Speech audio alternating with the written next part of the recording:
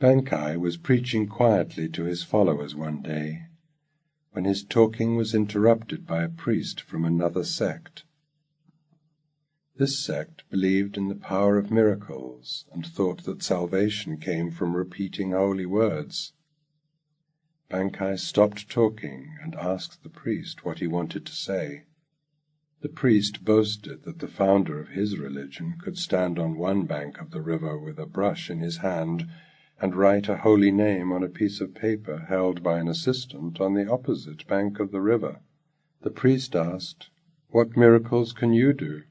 Bankai replied, "Only one. When I am hungry, I eat, and when I am thirsty, I drink." The only miracle, the impossible miracle, is to be just ordinary.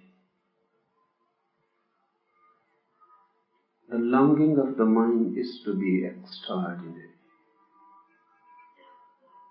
The ego thirsts and hungers for recognition. The ego feeds on recognition that you are somebody. Somebody achieves that dream through wealth. Somebody else achieves that dream through power, politics. Somebody else can achieve that dream through miracles, jugglery. But the dream remains the same. I cannot tolerate myself being nobody. And this is the miracle. When you accept your nobodiness, when you are just ordinary as anybody else, when you don't ask for any recognition, when you can exist as if you are not existing, to be absent is the miracle. This story is beautiful. One of the most beautiful Zen anecdotes. And Bankai is one of the super masters. But Bankai was really an ordinary man. Once it happened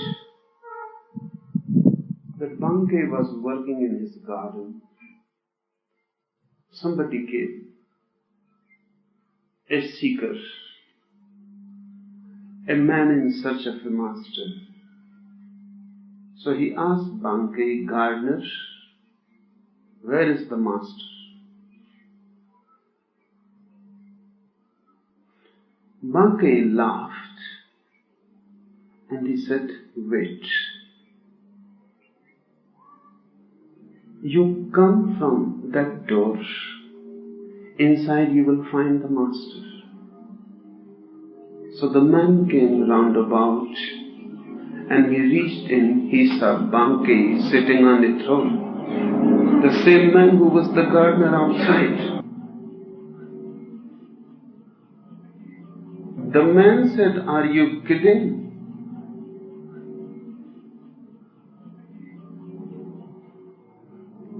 Get down from this throne. This is sacrilegious. You don't pay any respect to the master." Bankai got down, sat on the ground, and said, "Now, then it is difficult. Then you will not find the master here, because I am the master." It was difficult for that man to see that a great master can work in the garden, can be just ordinary. He left. He couldn't believe that this man is the master. He missed. We are all in search of the extraordinary. But why you are in search of the extraordinary? because you also long to be extraordinary. With an ordinary master, how you can become extraordinary, exceptional? Bhakti was talking, lecturing, and one man stood and asked. He belonged to some another sect, a sect who worked through mantras, holy name. Remember that a mantra is a secret technique to achieve more power. Mantra is not spiritual. It is political. But the politics is of the inner space, not of the outer. The mind can become powerful if you narrow it down. Narrowing is the method. The more narrowed a mind, the more powerful it becomes. It is just like rays falling on the ground. If you focus those rays through a lens, fire can be created. Those rays were falling all spread. Now they have been narrowed down through the lens. They have become one-pointed, concentrated. Now fire is possible. Mind is energy. In fact, the same energy that comes through the sun. The same subtle rays. Ask the physicists, they say mind has a voltage of electricity. It is electrical. If you can focus the mind through a lens, and a mantra is a lens, you go on repeating Ram, Ram, Ram, or Om, Om, Om, or anything. One word. Go on repeating and repeating and repeating. The whole mind energy is centered in that one word. It becomes a lens. Now all the rays are passing through that lens, narrowed to one point. It becomes powerful. You can do miracles. Just by thinking you can do miracles. But remember, those miracles are not spiritual. Power is never spiritual. Powerlessness, helplessness, to be nothing is spiritual. Power is never spiritual. This is the difference between magic and religion. Magic is after power. Religion is after nothingness.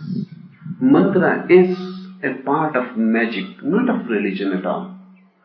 But everything has got mixed up. People who are doing miracles are magicians, not spiritual in any way. Even anti-spiritual, because they are spreading magic in the name of religion, which is very dangerous. Through mantra, mind is narrowed, more powerful. Then anything can be done. Only one thing you will miss. You will miss yourself. All miracles will be possible. The ultimate miracle you will miss yourself. Because through narrowing down you can achieve an object. More mind is narrowed, more it becomes fixed to an object. It becomes objective. And you are hidden behind, an object is outside. So if you are a man of mantra, you can say to this tree, die, and the tree will die. You can say to a man, be healthy, and the disease will disappear. or be unhealthy and the disease will enter. Many things you can do, and you can become somebody, and people will recognize you as a man of power, but never a man of God. A man of God is born when the mind is not narrowed at all. When the mind is not flowing in one direction, but is overflowing in all directions. There is no lens, no mantra, just the energy flowing in all dimensions, everywhere. That flowing energy, overflowing energy everywhere will make you alert about yourself, because then there is no object, only you, only subjectivity exists. And through you, you will become aware of God, not through any power. This man who asked Banke that what type of miracles you can do, my master, through mantra, through the holy name, could do miracles. He will stand on one bank of the river. Disciples will stand on the other bank with a paper in their hand, a half-mile distance, and he will write from here. And the words will come on the paper on the other bank. This our master could do, what you can do. And Banke said, only one miracle we know here. And that is when I feel hungry, I eat. And when I feel sleepy, I sleep. Only this much. Nothing of a miracle. Your mind will say, what type of miracle is this? Nothing to be proud of. But I say to you, Banke has said the real thing. That's what a Buddha can do. That's what a Mahavir is doing. That's what a Jesus is to do. Only then he is a Christ, otherwise not. But what he is saying in such a simple thing, he says, when I feel hungry, I eat. Is it so difficult? So that he calls it a miracle? I say it is difficult for you. For the mind, this is the most difficult thing. Not to interfere. When you feel hungry, the mind says no. This is a religious day and I am on fast.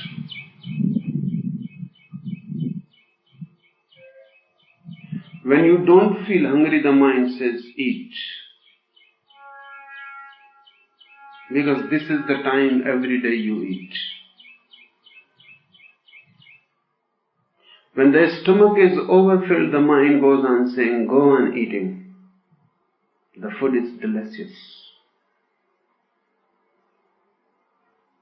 Your mind interferes. What Banke is saying, he is saying, my mind has stopped interfering. When I feel hungry, I eat. When I don't feel hungry, I don't eat. Eating has become a spontaneous thing. The mind is not a continuous interference. When I feel sleepy, I go to sleep.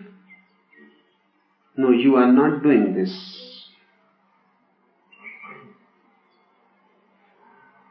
You go to sleep as a ritual, not when you feel sleepy. You get up as a ritual, because it is Brahma Muhurt, and you are a Hindu, and you must get up before sunrise. Because you are a Hindu, you get up. Who is this Hindu? The mind. You cannot be a Hindu, you cannot be a Mohammedan. No sect is there for you, but the mind. Mind says you are a Hindu, you must get up. so you get up. Then the mind says, now it is time to go to sleep, so you go to sleep. You follow the mind, not the nature. Bhakti is saying, I flow with nature. Whatsoever my whole being feels, I do.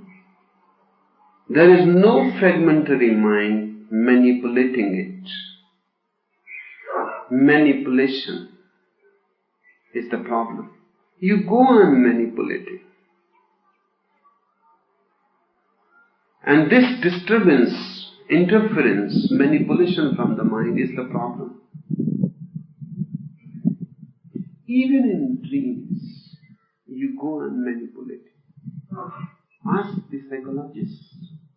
They say, while awake, you continue manipulating.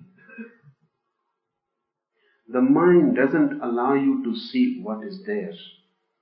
It projects.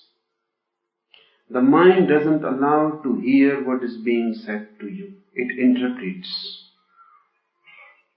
Even in dream, you are false because the mind goes on playing tricks with you. Freud discovered that our dreams are also false. You want to kill your father. In the dream, you don't kill your father, you kill somebody who looks like your father. You want to poison your wife, but you don't poison your wife, even in a dream. You poison some woman who resembles somehow with your wife. The mind is interfering continuously. I have heard one man was saying to another, his friend, that did I dream last night? What a dream. I went to Coney Island. Such delicious ice cream. Such a tasteful dinner. I have never eaten such a thing in my whole life. The other man said, you are kidding, you call this a wonderful dream? Last night I dreamt. On one side, Elizabeth Taylor, another side, Marilyn Monroe. Both in nude. The other became excited. He said, then why didn't you call me? The man said, I called you. But your wife said you have already left for Coney Island.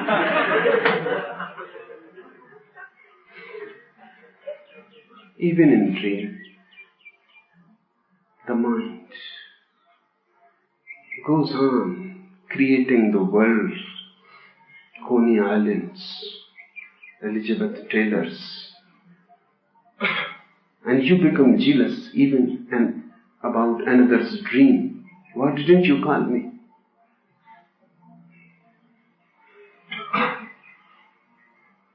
Bhakti is saying we know only one miracle. We allow nature to have its own course. We don't interfere. Through interference comes the ego.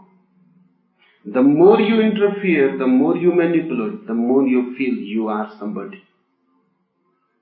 That's why look at the ascetics.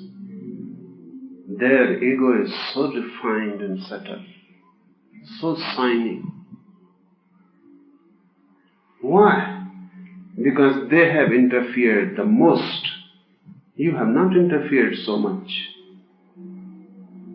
They have killed their sex. They have destroyed their love. They have repressed their anger. They have completely destroyed their hunger and the feeling of the body. They have reason to be egoists. They are somebody.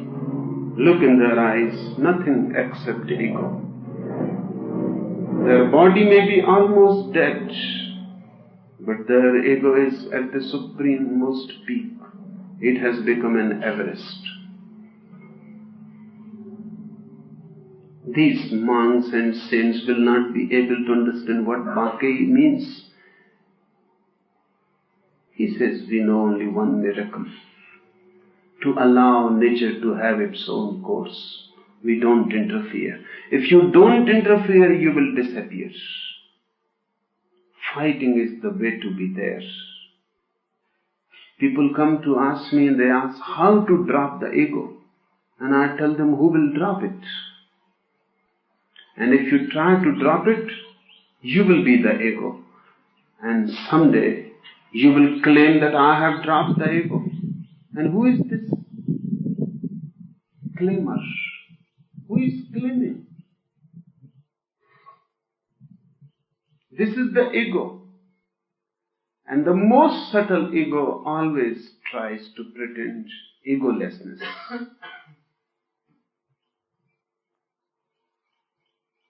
I also know only one miracle: to have nature its course. Allow it, whatsoever is happening. Don't interfere. Don't come in the way. Suddenly you will disappear. You cannot be there without resistance, fight, aggression, violence. Ego exists through resistance. This has to be understood very deeply. The more you fight, the more you will be there. Why soldiers feel so happy fighting? Fight is not such a beautiful thing. War is just ugly. But why soldiers feel so happy fighting? If you have once been to a war, you will never be happy again in peace. Because the ego comes to such a peak fighting. Why in competition you feel so happy? Because competing, your ego arises.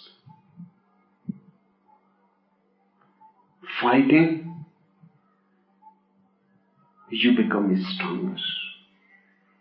But fighting with another is never so ego-fulfilling. Because you may be defeated. The possibility is there. But fighting with yourself, you cannot be defeated. You are always going to be the winner.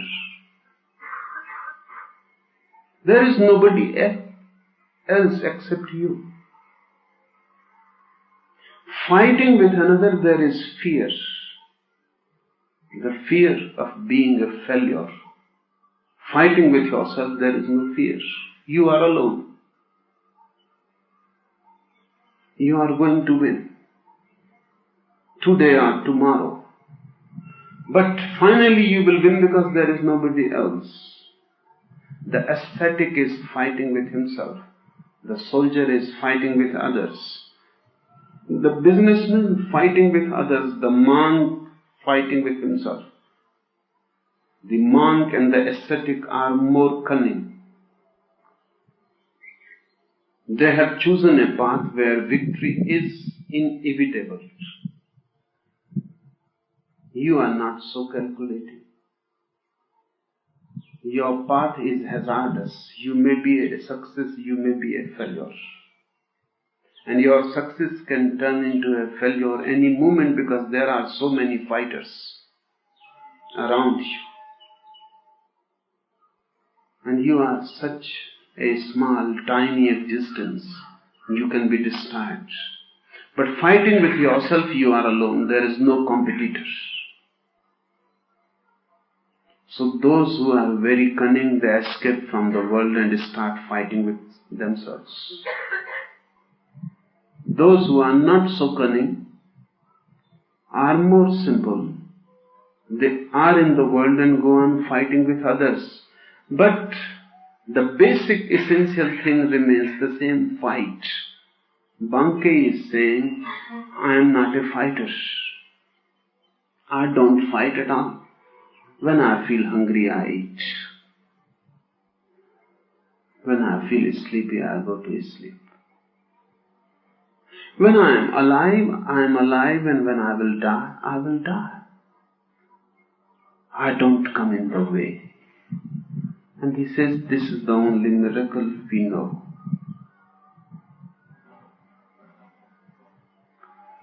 But why call it a miracle?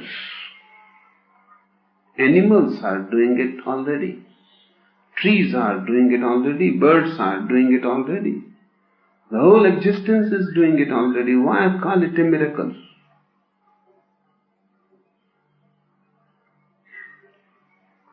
Man cannot do it. The whole existence is a miracle, except man. The Christian story seems to be very meaningful, that man has been turned out of the Garden of Eden. Seems to be very relevant, most significant. The whole existence is a continuous miracle. It is a continuum. Miracles are happening every moment. Existence is miraculous, but man has been turned out. Why man has been turned out? The story says because he has eaten the fruit of the tree of knowledge. And God prohibited. He said, don't eat the fruit of this tree, the tree of knowledge. All the trees are open for you, except this one.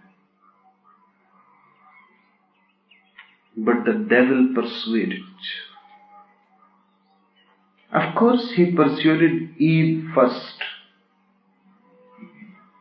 Devil always enters through the woman. Why? Because woman is the weakest point of man. The weakest link from where the devil can enter. Directly to enter man is difficult because he will give a good fight. It will be difficult. But through woman, the devil can persuade man. So the devil said to woman, to Eve, that this is the only fruit worth eating. And that's why God has prohibited it. If you eat this fruit, you will be like gods. And He is jealous. He is afraid of you. If you eat this fruit, you will be like gods. You will be a god yourself. Eve couldn't resist. The temptation was too much. She persuaded Adam. Adam tried to say it is not good because God has prohibited. But when there is a problem to choose between your wife and God, you will choose your wife. There is no real alternative. Because she will create such trouble. In 24 hours trouble, God cannot create so much trouble. So finally Adam had to eat. And the moment he ate the fruit, he became conscious of the ego. He became aware that I am. Immediately he was turned out of the Garden of Eden.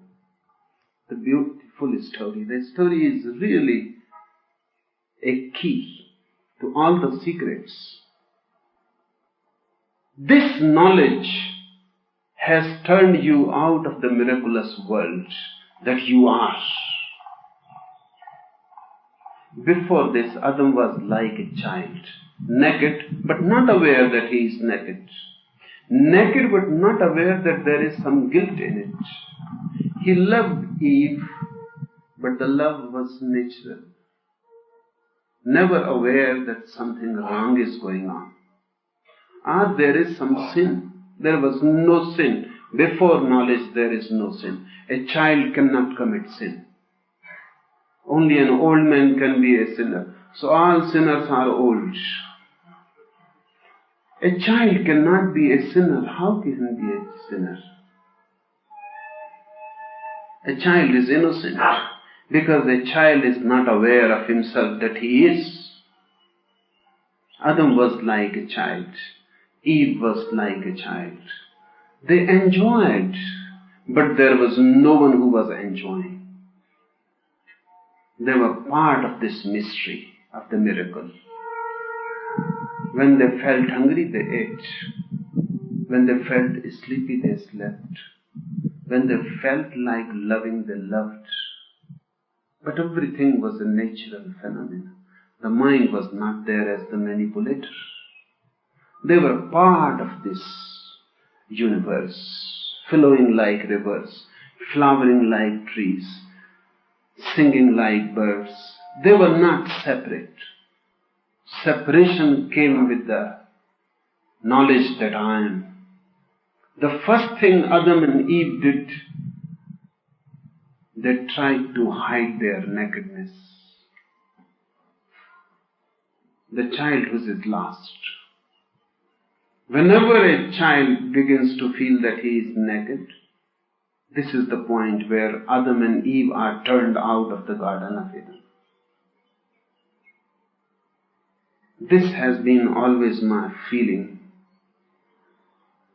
that the answer to the Christian story exists in Mahavir, not in Jesus, but in Mahavir. Because if by eating the fruit of knowledge, Adam became aware and felt guilty that he is naked, then the answer exists in Mahavir. The moment he became silent, the first thing he did, he became naked. And I say, Mahavir entered the Garden of Eden again. He became a child again. The Christian story is half. The Jain story is the other half. They make the whole.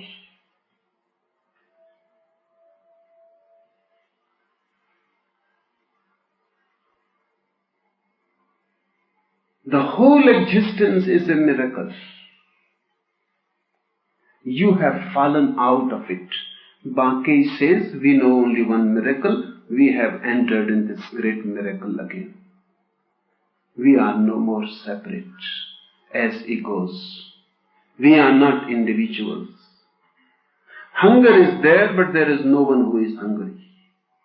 Sleep comes, but there is no one who is sleepy. The ego is not there to resist or to decide. We flow, we drift. Nothing is wrong and nothing is good. This is the beyondness, the transcendental attitude, where no evil exists and no good. You have become innocent. Your saints cannot be innocents, because their goodness is too much forced. Their goodness is already ugly. Their goodness is managed, controlled, cultivated. It is not innocent. I have heard about one old woman. She served a Buddhist monk for 30 years. Did everything for that monk. She was just like a mother and a disciple both. And the Buddhist monk meditated and meditated and meditated. The day the old woman was going to die, she called a prostitute from the town and said that go to that monk's hut, enter into the hut, go near, embrace the monk, and how he reacts. Just come and tell me, because this night I am going to die. And I want to be certain whether I was serving a man who is innocent. I am not certain. The prostitute became afraid. She said, he is such a good man, so saintly. We have never seen such a saintly man. Even the prostitute felt to be guilty to go there and test this man. But the old woman bribed her. She went. She opened the door. The monk was meditating. It was midnight. In that isolated part, nobody was there near. The monk opened eyes. He looked at the prostitute. He jumped on his feet and he said, "Why you are coming in? Get out!" His whole body trembled.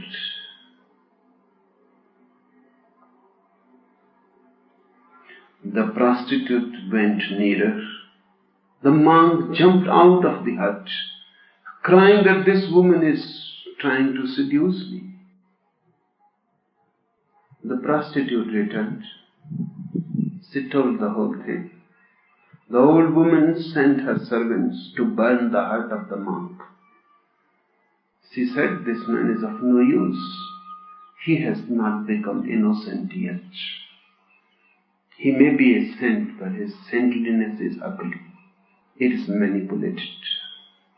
Why he should see a prostitute so suddenly? A woman was entering, not a prostitute. Why he should think that she has come to seduce him? He should have been at least gentlemanly. He should have told, 'Come, sit. Why you have come?' He must have at least shown a little compassion. And even if she embraced him, why he should be afraid? Because he has been telling me for 30 years that I am not the body. If he is not the body, then why he should be so much afraid of the body? No, his saintliness is cultivated. It is a pose. It is not from the inner, it is from the outer. He has managed it all right, but inside he is not innocent. It is not childlike. And unless saintliness becomes childlike, it is not saintliness at all.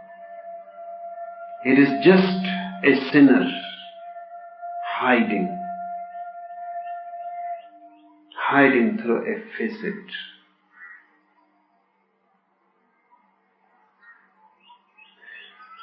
Bankei said that we know only one miracle. What is that miracle? To be childlike. A child, whenever he feels hungry, he starts crying. He is hungry. Whenever he feels sleepy, he goes to sleep.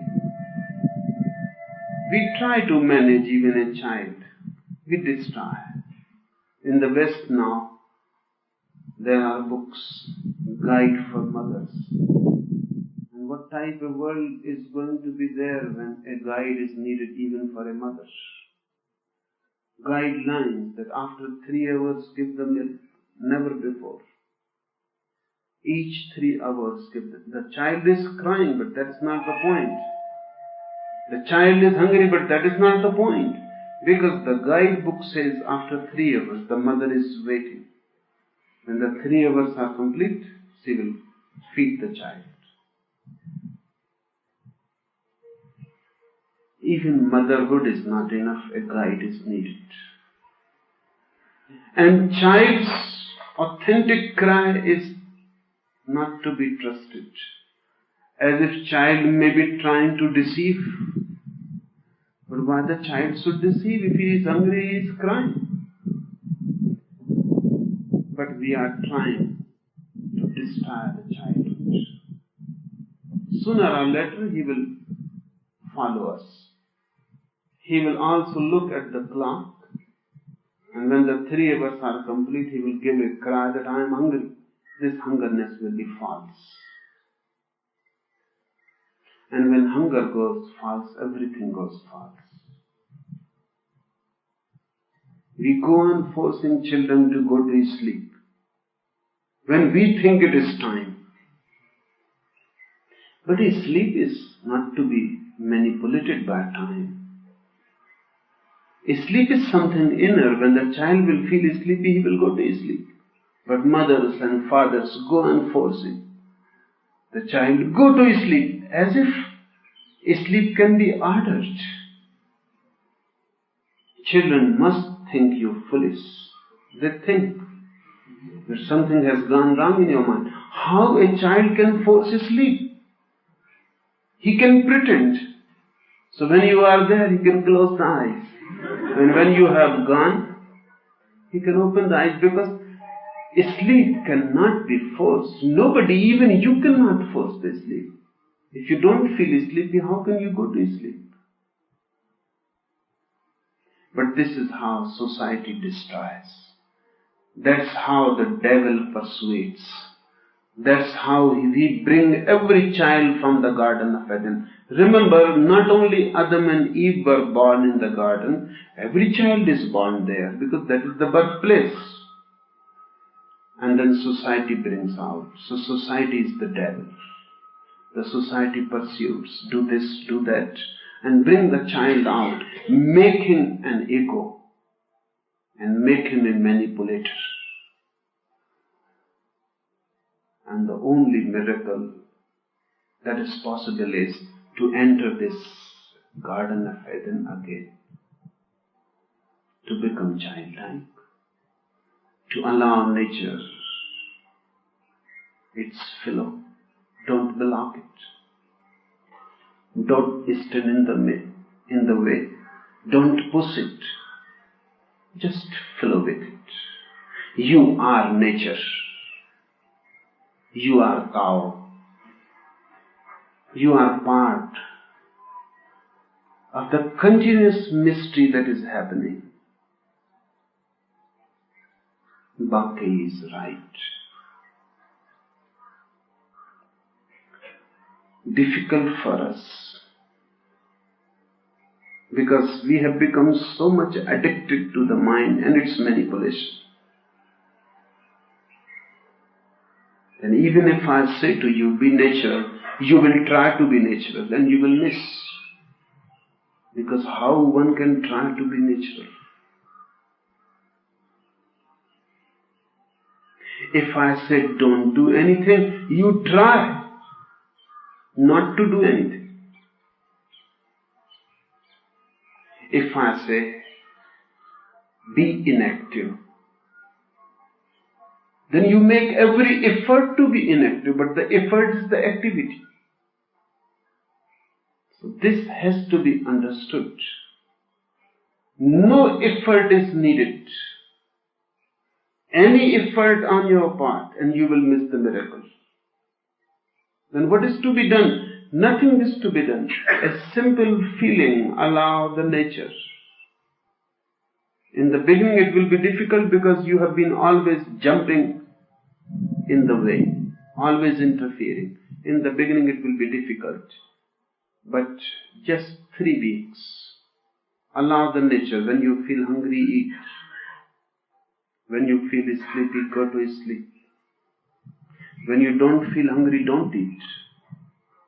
It is not a fast, remember, because fast is from the mind. You are feeling hungry, but you are on fast. There is no harm if you don't feel sleep. There is no harm because the body doesn't need. So don't force. Stay awake. Enjoy. Go for a walk. Have a little dance in the room. Or sing. Or meditate. But don't force sleep. When you feel sleepy, when the eyes say no, go to sleep. And don't force yourself in the morning to come out of the bed. Allow your inner being. Give it a chance. It will give you the indication. The eyes will open by themselves. For a few days there will be difficulty. But within 3 weeks, and I said within 3 weeks if you don't interfere. If you interfere, then 3 lives are not enough.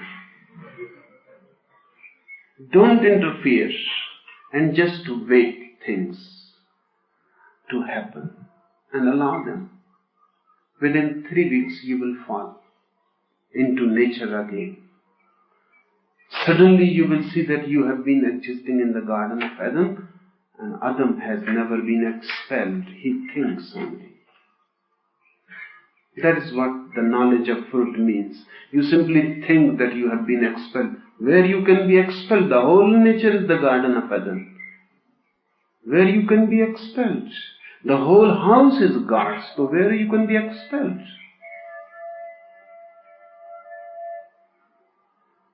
Bhakti says, I have entered again the garden. Bhakti was going to die. Disciples were very much worried, and they asked what we should do. What we should do with your body? Should we preserve it? Should we burn it as Hindus do? Buddhists do? Or should we bury it in the ground as Mohammedans and Christians do? Because disciples said, we don't know who you are. A Hindu, a Buddhist, a Mohammedan. You have confused us so much. We don't know who you are. So what we should do? Bhakti said, wait. Let me die first. Why you are in such a hurry? The mind always jumps ahead. Why you are in such a hurry and you call yourself my disciples? Let me die. And do whatsoever you like, because Bhakti will not be there. Whether you bury, whether you burn, or whether you preserve, it makes no difference to Bhakti. Bhakti will not be there. But let me die first. Then do whatsoever you like. It makes no difference. But don't jump ahead. Mind has a tendency to jump ahead. Always jump ahead. One minister invited his congregants for a garden party. He forgot a little old lady. Just at the 11th hour he remembered. So he phoned, because that lady was dangerous. Very religious, and very religious people are always dangerous.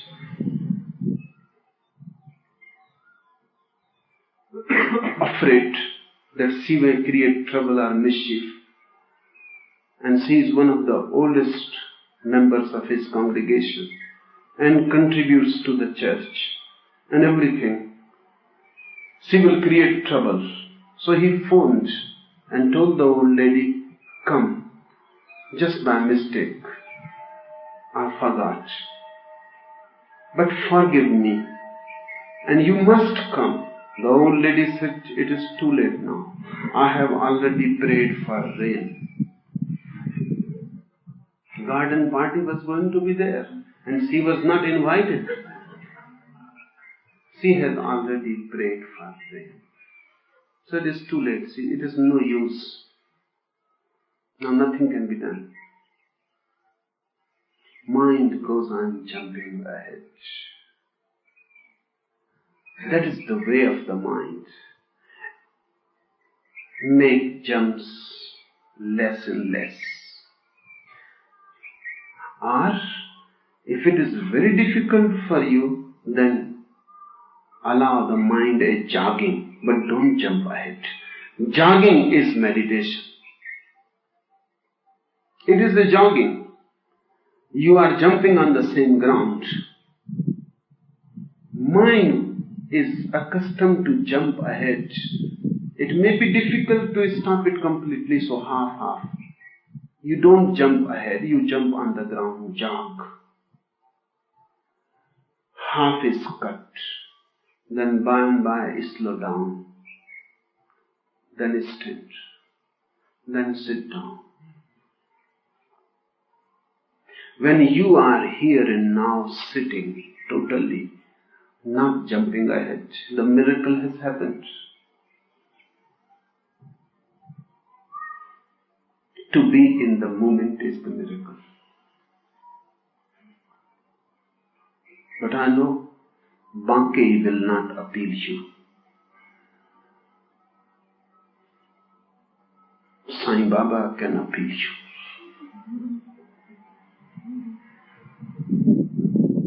Because with Sai Baba, your mind has a logic, a tuning. With Banke, your mind cannot be tuned. It has to be dropped. Only then the tuning can happen. With Sai Baba, you can understand things. The logic is the same. What your mind says is miracle is happening. This is not religion at all. This is simply magic. And there is no difference between a Houdini and a Sai Baba. The only difference, if there is, Houdini is more honest than Sai Baba. Because it simply says that I am a magician. These are tricks. And all that Sai Baba can do, any magician can do. But you will not pay much respect to a magician. Because he is so sincere and honest that he says these are tricks. So you say, okay, so these are tricks, so no miracle. When somebody says that these are not tricks, this is miracle, divine power manifesting through me, then your mind starts jumping. Then you think, if I can become a close disciple of this man, then I also can become somebody. I can also do something. If you have come in search of such a miracle, to me you have come to the wrong person. I am Banke reborn. I am only one miracle.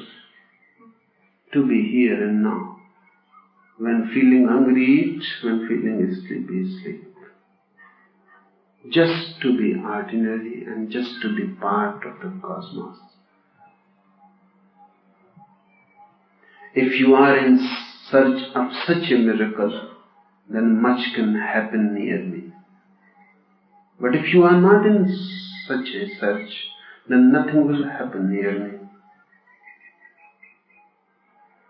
And remember, you will be responsible for it.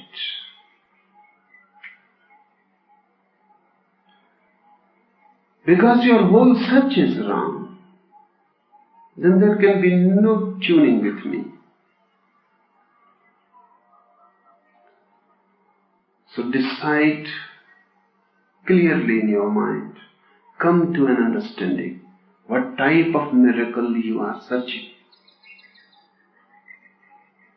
I can make you most ordinary. I can make you simple human beings. I can make you like trees and birds.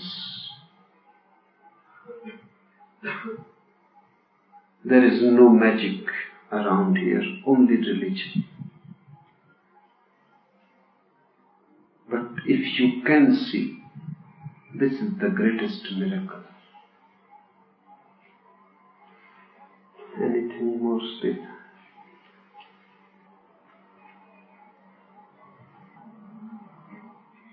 You were just talking about food, and now in the West, food is a big cult. It's one of the things coming in as a basis of spirituality. You said if we're natural, we'll know what to eat and when to eat. But now we are out of touch with our childlike nature. Also, many religions say that the food you eat does make a difference to one's spiritual path. Is there anything you can tell us about food as a guide for the West? Just the other way around. Food cannot make you spiritual. But if you are spiritual, your food habits will change.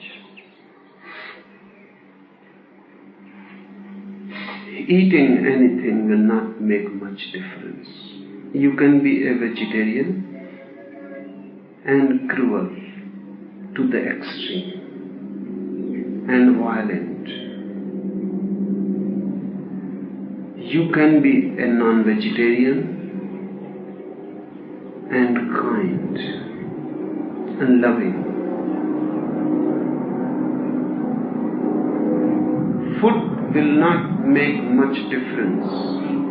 In India, there are communities who have lived totally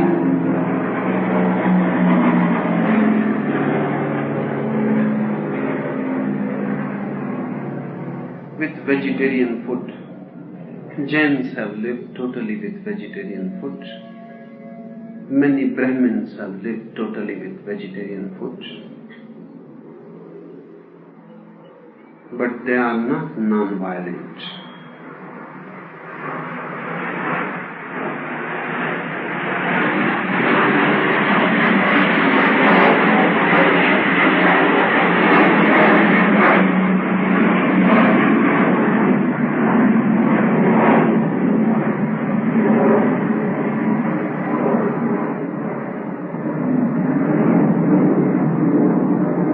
And they are not spiritual. Jains are the most materialistic community in India.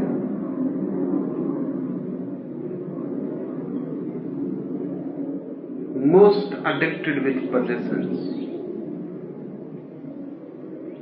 accumulation. That's why they have become the wealthiest. They are the Jews in India.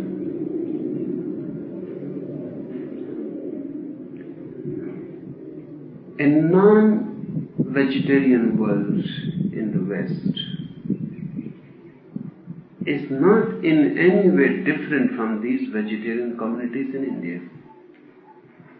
Rather, on the contrary, a very important thing has to be remembered.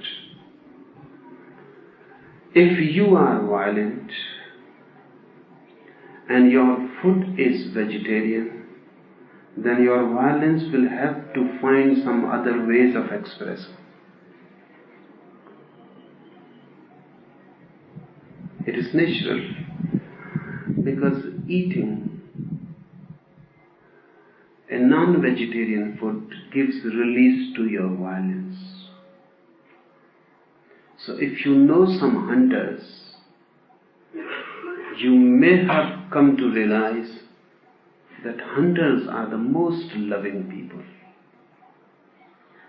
Their whole violence is released in hunting. They are most friendly, loving. But a businessman,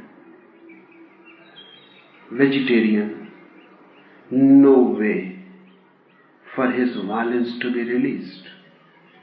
So his whole violence becomes a search for wealth and power. It becomes narrowed down. But the other way round, it happens. It happened to a Mahavir. Mahavir came from a warrior family, a Kshatriya. Violence must have been easy for him.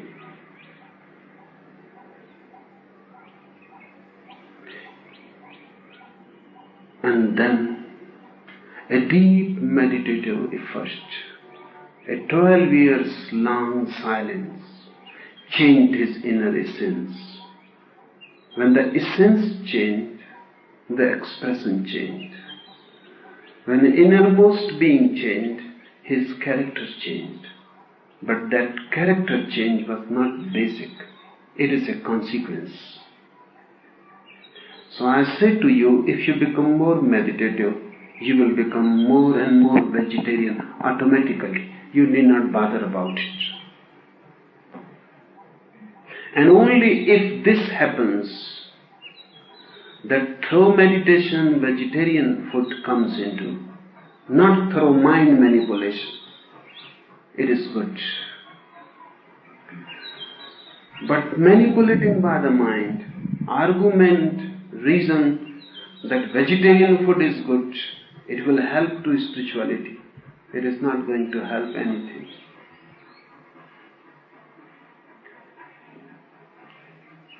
Your clothes, your food, your habits of life, your style, everything will change. But this change is not basic. The basic change is going to be in you. And then everything else follows. If you meditate long enough, deep enough, it is impossible for you to hurt anybody for food.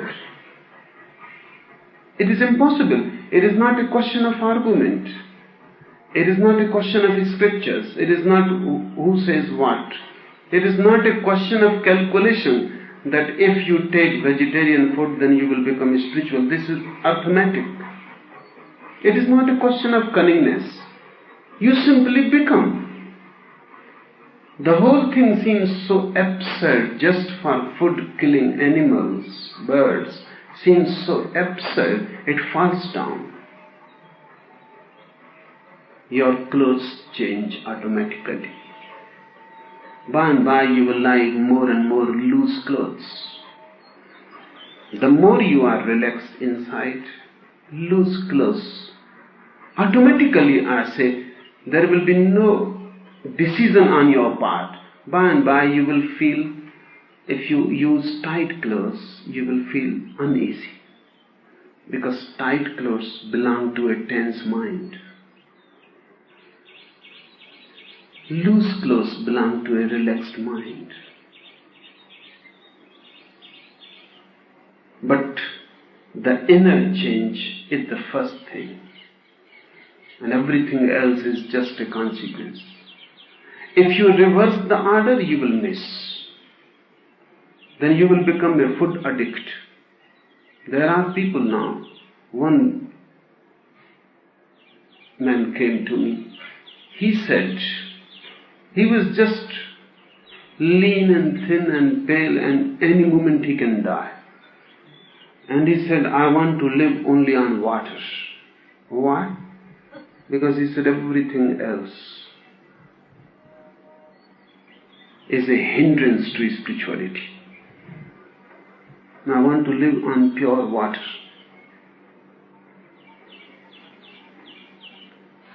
This man is going to die. There have been few people who have lived on pure water. But that happened to them naturally. It cannot be practiced. They were freaks. Accidents. Their body mechanism and chemistry work differently. It has happened. Somebody can survive on water, but nobody can practice it. Somebody can survive only on air, but nobody can practice it. Someday science may be able to find the basic chemical change, and then everybody can. Then science can change your body chemistry and you can survive just on air. It is possible. But you cannot practice it. And the whole effort is meaningless. And the whole suffering unnecessary. But there are mad people who try things like that. It has never happened by effort. There was one woman in Bengal, She lived 40 years without food.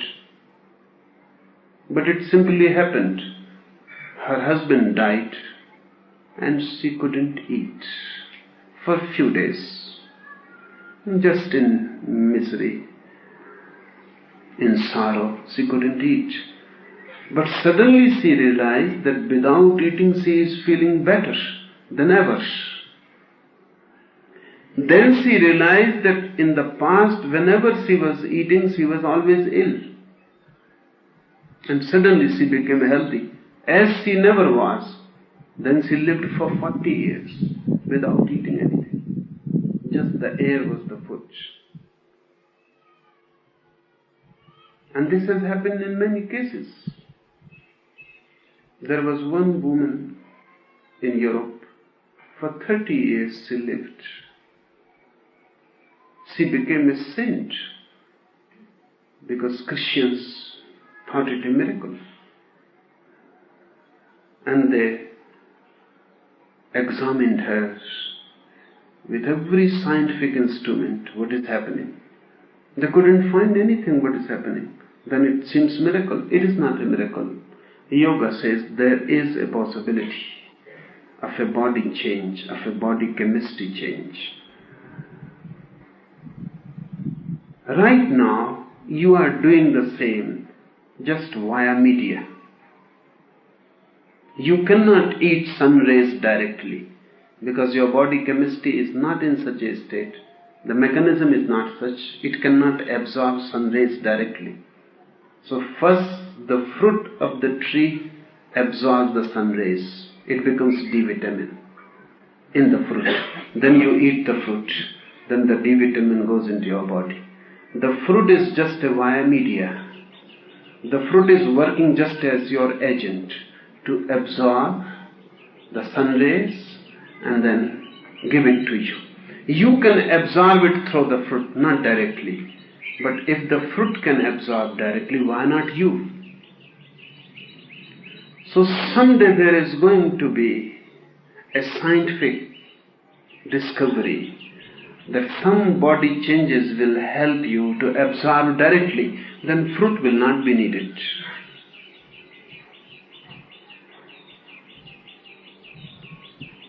In future, and I think not very long, within 50 years, science is bound to discover, it has to be discovered, otherwise humanity is going to die, because food will not be possible.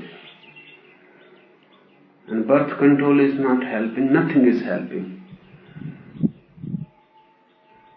Population goes on growing. Some way has to be found so food can be dropped and direct absorption of cosmic rays becomes possible. It has happened in individual cases. It was by accident. If it can happen to one individual, it can happen to every individual, but not as an accident. It will happen as a scientific change. But don't try such things. They are not spiritual. Even if you eat directly sun rays, there is nothing spiritual. What is spiritual? Just dropping the via media fruit, you become spiritual.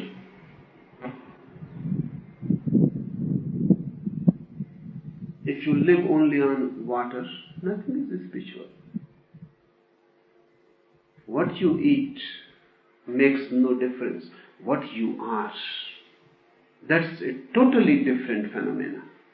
And when that changes, everything will change, but that change will not be from the mind. It will be from the innermost being. Then things will change automatically. Sex will disappear by and by. So I don't say be a brahmachari, be a celibate. That is foolish. Because if you start to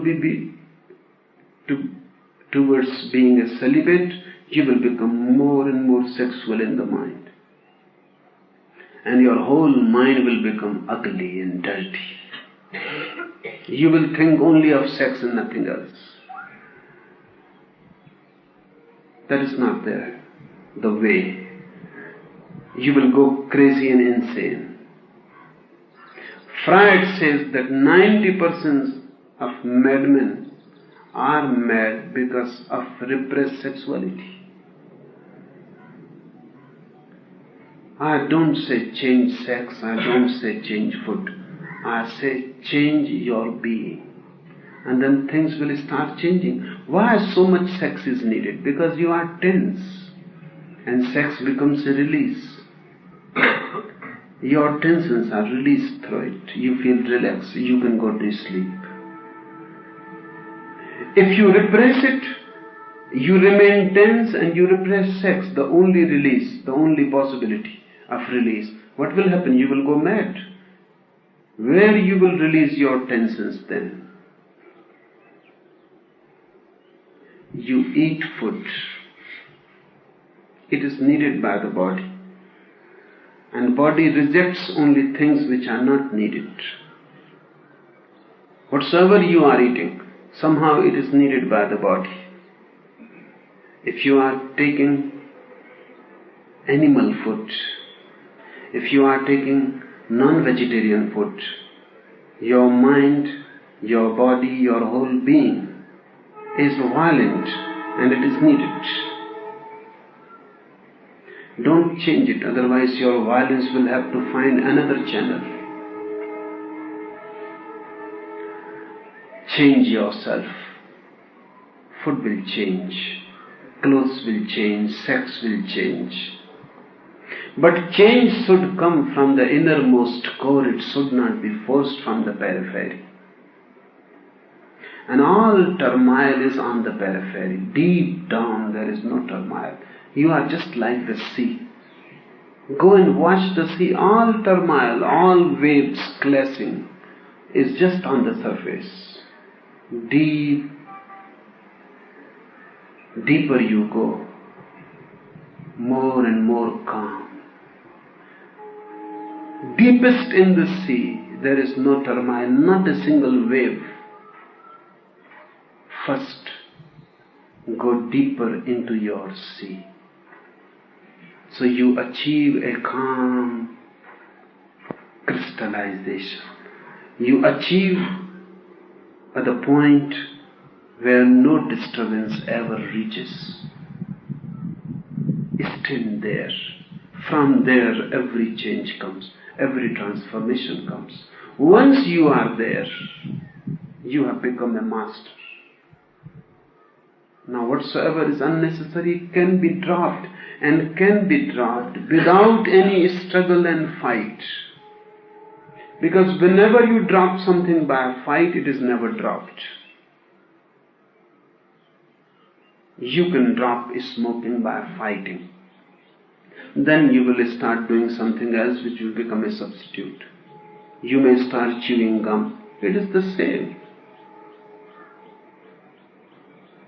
You may start chewing pan. It is the same. There is no difference. You needed something to do with your mouth. Smoking, chewing, anything. When your mouth goes on working, you feel at ease because through mouth, tensions are released.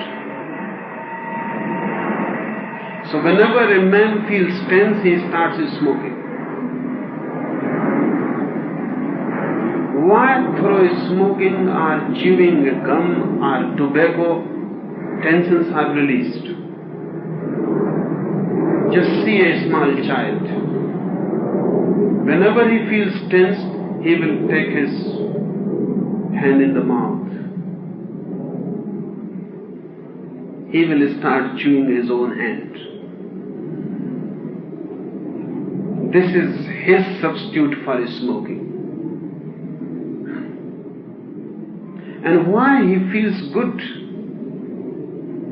When the thumb is in the mouth, why the child feels good and goes to sleep. This is the strategy almost of all the children. Whenever they feel their sleep is not coming, they will take the thumb inside the mouth and they will feel at ease and fall asleep. Why? because the thumb becomes a substitute for the mother's breast. Food is relaxing. You cannot go to sleep on a hungry stomach. It is difficult to get sleep. When the stomach is full, you feel sleepy. The body needs rest. So whenever the child takes the breast in his mouth, food is flowing, the warmth, the love, he is relaxed. He need not worry. Tensions are relaxed. Thumb is just a substitute for breast. It is not giving milk.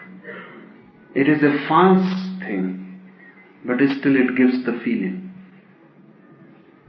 When this child will grow, if he takes the thumb in public, you will think him foolish. So he takes the cigarette. Cigarette is not foolish. It is accepted. It is just the thumb and more harmful than the thumb. It is better you smoke your thumb. Go on smoking to your grave. It is not harmful, it is better. No harm is done. But then people think you are childish, juvenile. People think you are stupid. What you are doing? But there is a need. So it has to be substituted. And in the countries where breastfeeding has stopped, more smoking will be automatically there. That's why West smokes more than the East. Because no mother is ready to give the breast to the child. Because the shape is lost. So in the West, smoking is more and more increasing. Even small children is smoking. I have heard one mother was saying to her child, that I don't want neighbors to tell me that you have started smoking. Be truthful. And whenever you start smoking, tell me. The child said, don't bother, Mom. I have already stopped. It is 1 year now. I have stopped smoking. It is 1 year now.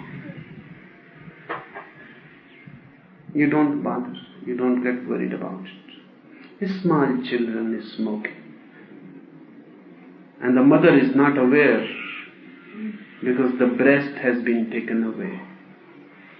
In old primitive communities, a 7-year child or even 9-year child will continue. Then there is a satisfaction. Smoking will not be so necessary. And that's why in primitive communities, men are not so much interested in women's breasts. They have had enough. No need. So women go on without covering their breasts. There is no problem that somebody will attack them. Nobody looks at the breasts. If you had been given breast for 10 years continuously, you will get fed up and bored. You will say, stop now. But every child has been taken away from the breast prematurely. That remains a wound. So all civilized countries are obsessed with breasts. Even old men dying is obsessed with the breast. Goes on searching breasts. This seems mad. But the basic cause is there. Children should be given breasts, otherwise they will become addicted to it. The whole life they will be in search. You cannot stop smoking directly because it has many related things, implications. You are tense. If you stop smoking, you will start something else, and the other may be more harmful.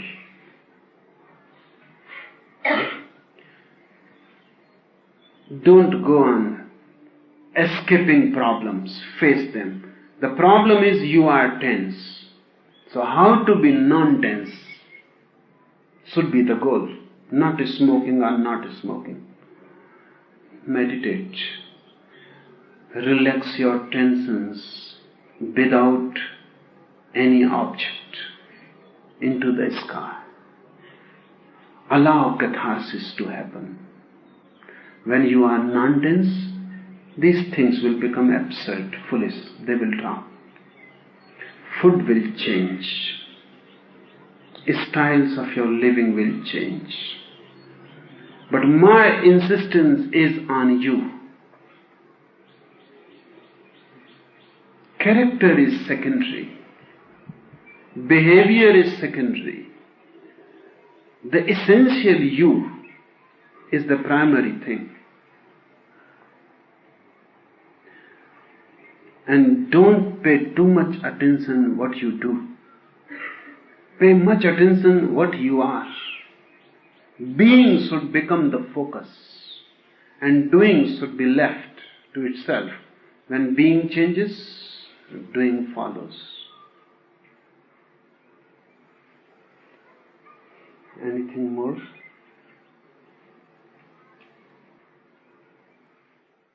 Whenever you speak of our failings, you usually mention anger, sex, and jealousy. Anger and sex seem fairly straightforward, but there's some confusion about exactly what jealousy is, and it's harder to get to the core. Would you tell us about jealousy? Yes, I make more mention of anger, sex, and less of jealousy. Because jealousy is not a primary thing. It is secondary. It is a secondary part of sex.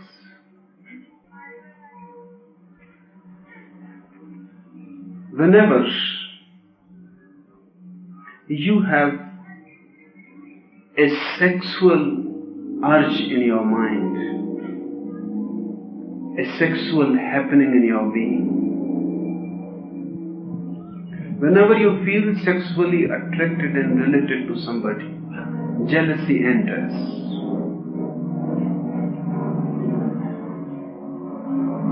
Because you are not in love. If you are in love, jealousy never enters. Try to understand the whole thing. Whenever you are sexually related, you are afraid. Because sex is really not a relationship, it is an exploitation. If you are attached to a woman or man sexually, you are always afraid that this woman may go to somebody else. This man may move to somebody else. Because there is no relationship really. It is just exploitation, mutual. You are exploiting each other, but you don't love. And you know it, so you are afraid. This fear becomes jealousy. So you will not allow, you will guard. You will make every security arrangement so this man cannot look at another woman.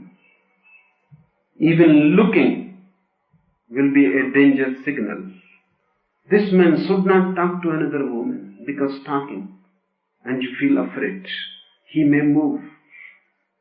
So you will close all the paths, all the ways of this man going to another woman, this woman going to another man. You will close all the ways, all the doors, but then a problem arises.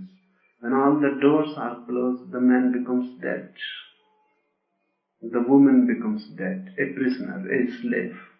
And you cannot love a dead being. You cannot love one who is not free. Because love is beautiful only when it is given freely. It is not taken and demanded and forced. First you make security arrangements, then the person becomes dead, becomes like an object. A beloved may be a person, a wife becomes an object. A beloved may be a person, a husband becomes an object. To be guarded, possessed, controlled. But the more you control, the more you are killing. Because the freedom is lost. And the other person may be there for other reasons, but not for love. Because how can you love a person who possesses you? He looks like an enemy.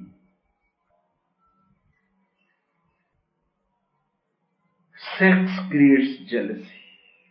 But a secondary thing. So it is not a question how to drop jealousy. You cannot drop. Because you cannot drop sex. So the question is how to transform sex into love. Then jealousy disappears. If you love a person, the very love is enough guarantee. The very love is enough security. If you love a person, you know he cannot go to anybody else. And if he goes, he goes. Nothing can be done. What can you do? You can kill the person, but a dead person will not be of much use. When you love a person, you trust that he cannot go to anybody. If he goes, there is no love and nothing can be done. Love brings this understanding. There is no jealousy. So if jealousy is there nowhere, there is no love. You are playing a game. You are hiding sex behind love. Love is just a painted word. The reality is sex. In India, because love is not much allowed, not allowed at all, marriage is arranged. Tremendous jealousy exists. Because a husband is always afraid. He has never loved. So he knows. The wife is always afraid. Because she never loved, so she knows. This has been an arrangement. The parents arranged, the astrologers arranged, the society arranged. The wife and husband were never asked. In many cases, they never knew each other. They never had seen each other. So fear exists. So wife is afraid, husband is afraid, and both are spying each other. The very possibility is lost. How can love grow in fear? They can live together. That living together is also not living together. They only tolerate together. They somehow carry on together. It is just a utilitarian. And out of utility, you may manage, but ecstasy is not possible. You cannot celebrate it. It cannot become festive. It will be a burdensome affair. So a husband is dead before death, wife is dead before death. Two dead persons revenging with each other because each thinks that the other has killed. Taking revenge, angry, jealous. The whole thing has become so ugly. But in the West, a different type of phenomenon is happening, which is the same on the other extreme. They have dropped arranged marriage. It is good. That institution is not worth keeping. But by dropping it, love has not arisen, only sex has become free. When sex is free, you are always afraid. Because it is always a temporary arrangement. With this girl you are tonight, tomorrow she will be with somebody else. And yesterday she was with somebody else. Yesterday a girl was with somebody else, tomorrow she will be again with somebody else. Only tonight she is with you. How can this be very intimate and deep? It can only be a meeting of the surfaces. You cannot penetrate each other because penetration needs seasoning. It needs time. It needs depth, intimacy, living together, being together. A long time is needed, then depth opens. Depths talking to each other. This is just acquaintance. It may not be even acquaintance. In the West you can meet a woman on the train and make love. And in the midnight you drop at some station. She never bothers, she may never know you again. She may not even have asked your name. If sex becomes such a trivial thing, just a bodily affair, surfaces meet and separate, your depth remains untouched. You are again missing something great, something very mysterious. Because your own depth you become aware only when somebody else touches it. Only through the other you become aware of your inner being. Only in deep relationship somebody's love resounds in you and brings your depth into being. Only through somebody else you discover yourself. There are two ways of discovery. One is meditation. Without the other you search for the depth. Another is love. With the other you search for the depth. He becomes a route to reach to yourself. The other creates a circle. And both lovers help each other. The deeper love goes, the deeper they feel they are. Their being someday is revealed. But then there is no jealousy. Love cannot be jealous. It is impossible. It is always trusting. And if something happens that breaks your trust, you have to accept it. Nothing can be done about it, because whatsoever you do will destroy the other.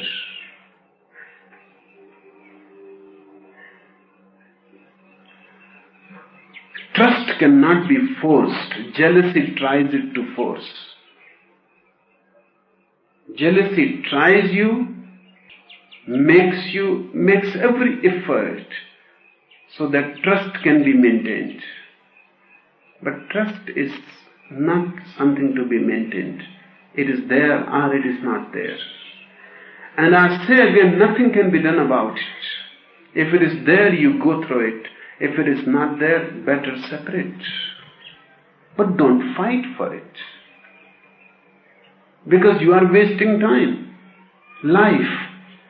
If you love someone and the depth speaks to the other's depth, you have a meeting in being. It is okay. Beautiful. If it is not happening, separate. But don't create any conflict, struggle, fight for it, because it cannot be achieved through fight, and the time is lost. And not only time, your capacity will be damaged. With another person you may start again repeating the old pattern. So if there is no trust, separate sooner the better. So you are not destroyed.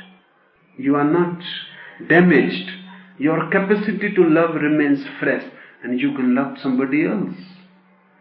This is not the place, this is not the man, this is not the woman for you. Move. But don't destroy each other.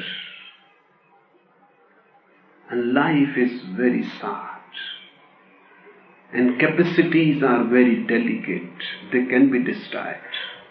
And once damaged, there is no possibility of repairing them.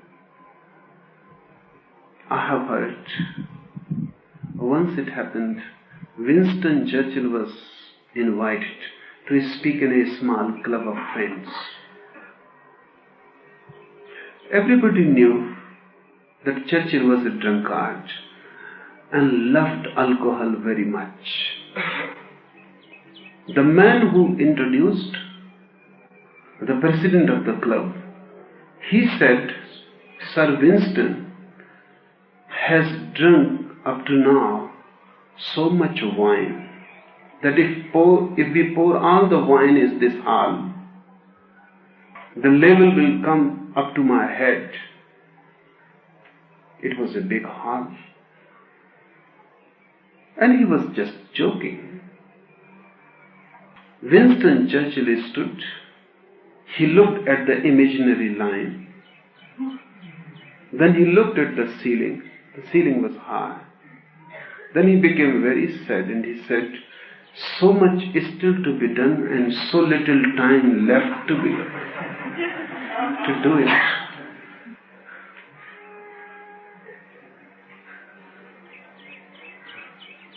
As far as love is concerned, so much is to be done for everyone and so little time left to do it. Don't waste your energy in fighting, jealousy, conflict. Move.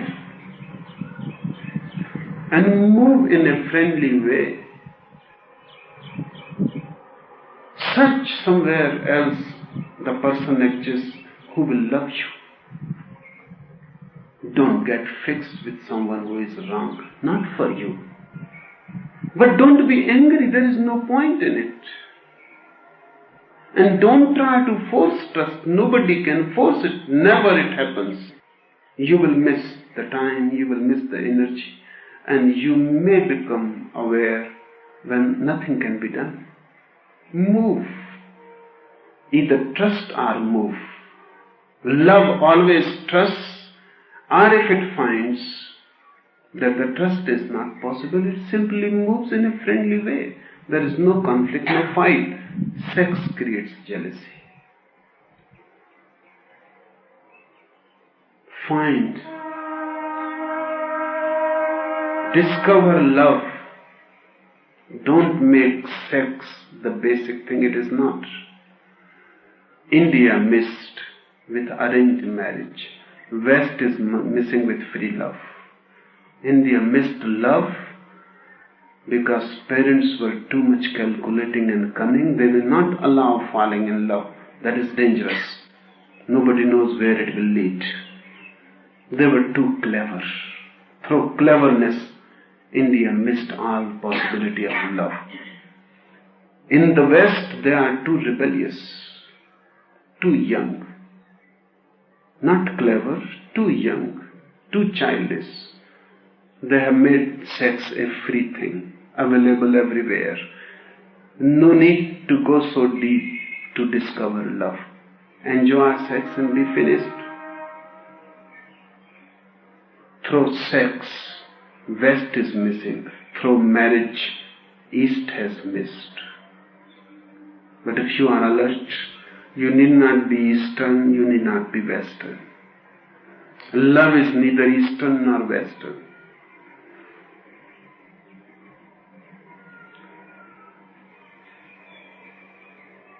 Go on discovering love within you. And if you love, sooner or later the person will happen to you. Because a loving heart, sooner or later, comes to a loving heart. It always happens. You will find the right person. But if you are jealous, you will not find. If you are simply for sex, you will not find. If you live only for security, you will not find. Love is a dangerous path. And only those who have courage can travel it. And I say to you, it is the same. just like meditation, only for those who are courageous. And there are only two ways to reach the divine, either meditation or love. Find out which is your way, which can be your destiny. Enough for today.